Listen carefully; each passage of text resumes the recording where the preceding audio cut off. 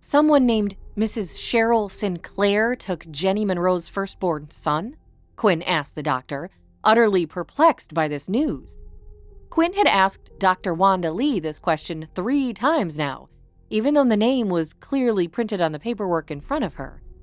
Quinn couldn't wrap her mind around the fact that she finally had the name of the person who stole her son. Before she took on her new identity as Dr. Quinn Murphy, she had been a struggling medical student named Jenny Monroe. She'd paid her way during that time with the money she received from being a surrogate. Now, Quinn knew who took her son, and she was one step closer to finding him. All Quinn wanted was to hug her baby boy close. She needed her family back together and all 3 children home safely. Yes, Dr. Murphy, Mrs. Cheryl Sinclair took him. Dr. Lee touched her arm gently. But as I said before, that's all the information I have on Miss Monroe's case. Some patients stick with you, you know. The love Miss Monroe had for her children always stuck with me. Quinn tried to nod, but she felt like she was moving through a fog, and her words came out slower than she had intended. Do you, maybe, remember what the woman looks like? This Cheryl Sinclair? Anything at all? A name is all that I have, Dr. Lee repeated as she gently guided Quinn back to the office lobby. I'm sorry, Dr. Murphy, but I have other patients to see. I'm sure you do as well.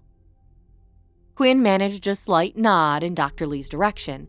She exited her office and wandered back through the halls of Roosevelt Memorial Hospital in a daze. She sat down in her own office and felt like she was recovering from a concussion.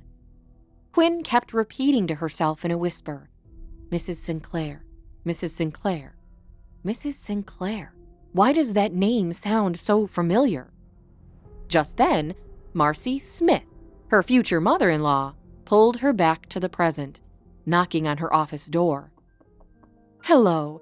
Hope you don't mind. I just came to visit my future daughter-in-law and to bring you a little decoration for your office.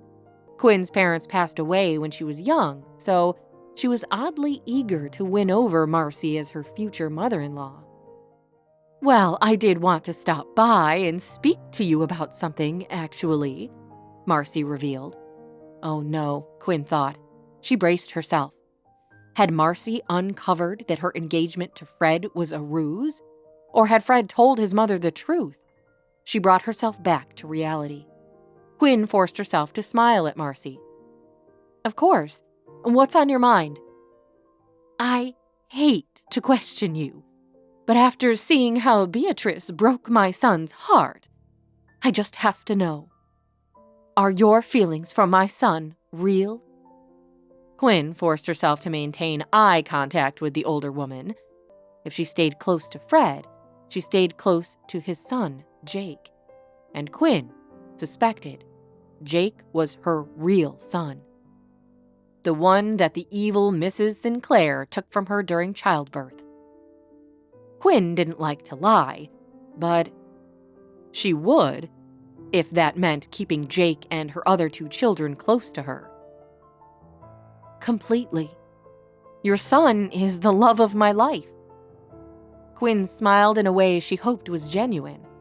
Fred was kind, and that kiss they'd shared a few nights ago was truly passionate. More than anything, Fred was a loving father to all 3 children. Marcy relaxed and patted her arm. You know, that's exactly what Fred said to me this morning when I called and asked him the same question. Quinn laughed. Well, then it must be true. Marcy tilted her head at Quinn. I just wonder if maybe Fred loves you more than you love him. Could Fred have feelings for me? Real ones? Quinn mused to herself. She forced another fake laugh. I doubt that. We love one another the same. Marcy leaned forward like she was going to ask another question, but an alert blared across the loudspeaker in Quinn's office. Code Blue. Dr. Murphy, Code Blue. Hi, Quinn here. And if you're wondering what happens next, click on the link in the description to listen to the full audio series. You can also watch the next episode here in the playlist.